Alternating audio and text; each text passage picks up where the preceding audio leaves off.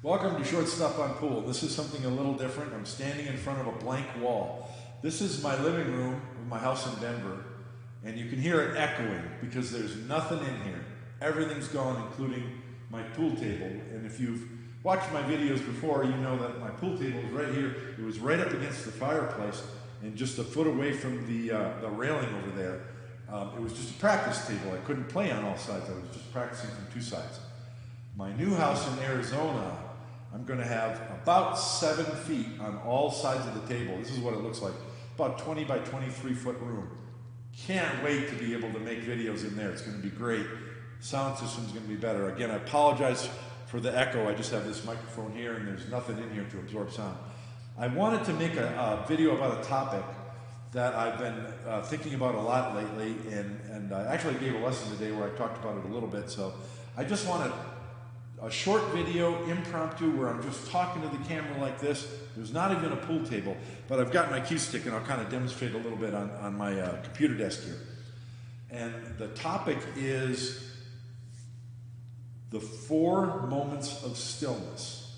And what am I talking about? I'm talking about, I specifically chose to not use the word pause because a lot of instructors specifically use the word pause to mean a specific thing, and it often means the pause in the back of your backstroke before you deliver the cue. Sometimes it means the pause at the cue ball, which is what my moment of stillness is about. But I don't want to use the word pause because I'm not talking about pause, and different instructors will use that in different ways. This is something that I've thought about expressing in this way. That when every pool player has a shot routine, and every shot routine has 4 main components. And again, different instructors will teach this in a different way, but I think most instructors would agree with these 4 components to every shot routine. The first one is your pre-shot routine. The second one is your shot entry. The third one is your warm-ups, and the fourth is the stroke delivery. And I'll talk about those real quick.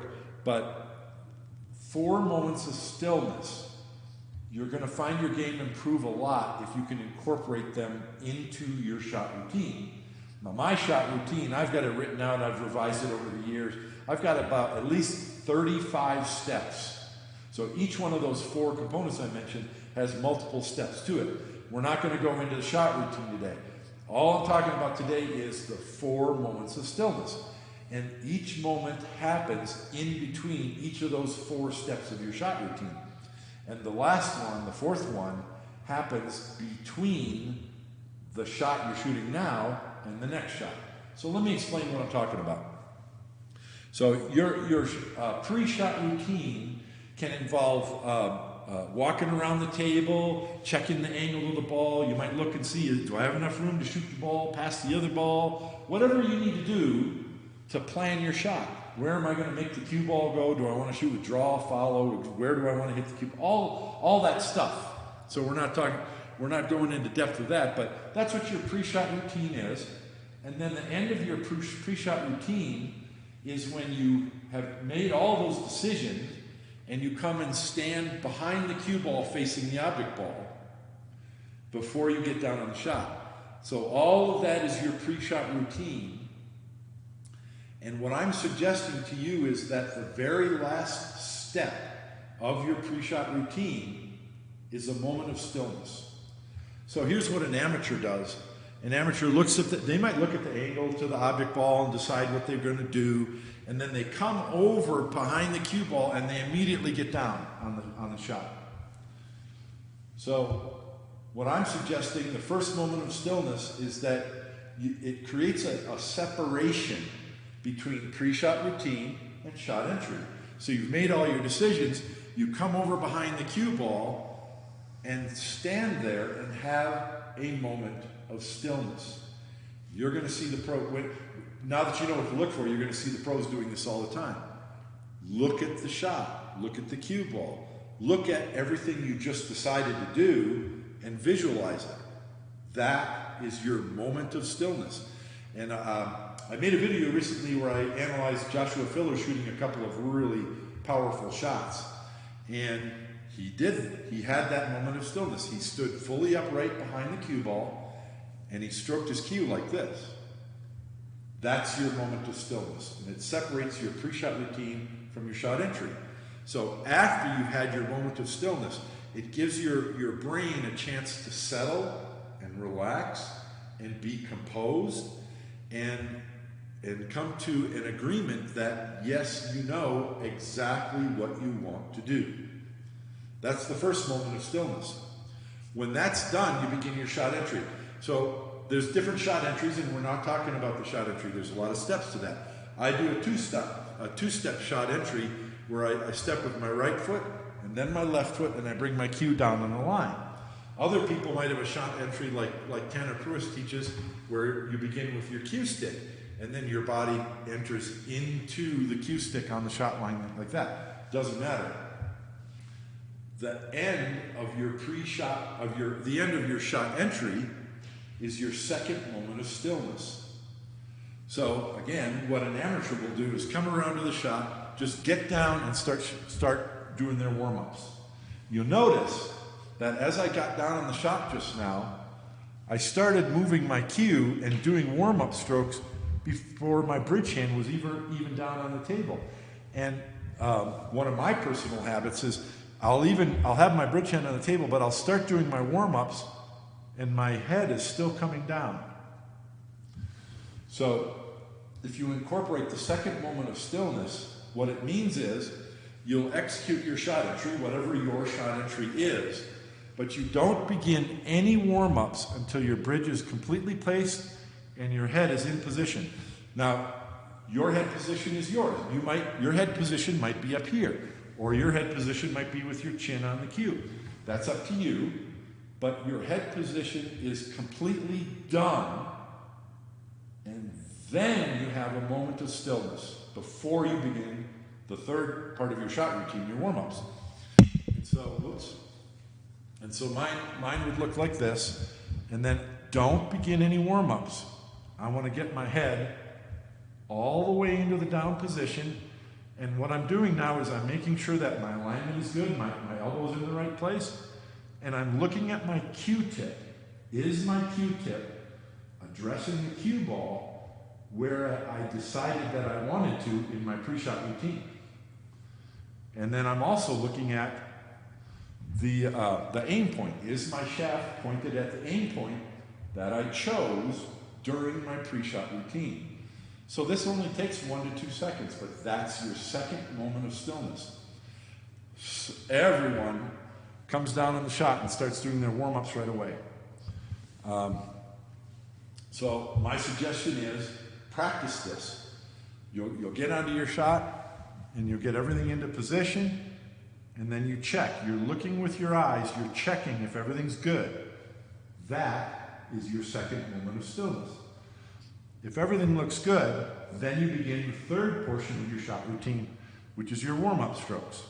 And that's the simplest part of your shot routine. I won't talk about that much.